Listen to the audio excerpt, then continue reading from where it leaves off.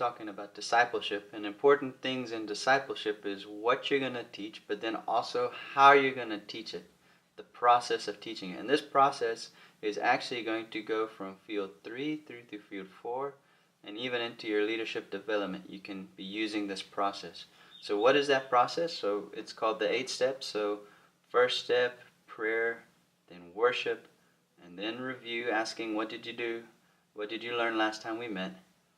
Then loving accountability. Who have you shared the gospel with since we last met? And then how did you obey what you learned since the last time we met? And then that's followed by the new teaching. So in the initial discipleship, that would be your 7 commands. And then afterwards, that would be your study through Mark.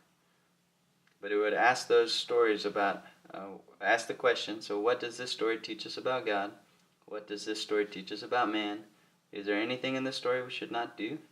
Is there any examples in the story that we should follow? And are there any commands in the story we need to obey?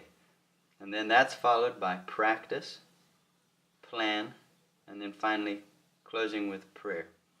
So these 4 things, the review, the accountability, the practice, and plan, are essential for if you're wanting to see your believers grow.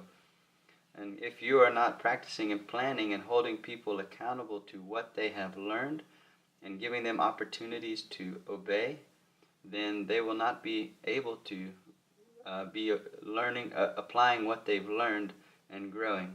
So just for an example, so imagine that you have just taught on the lesson on go and share. So your practice would be taking one of those gospel tools and practicing with 2 or 3 people in your small group, maybe the 3 circles or the your testimony, your story.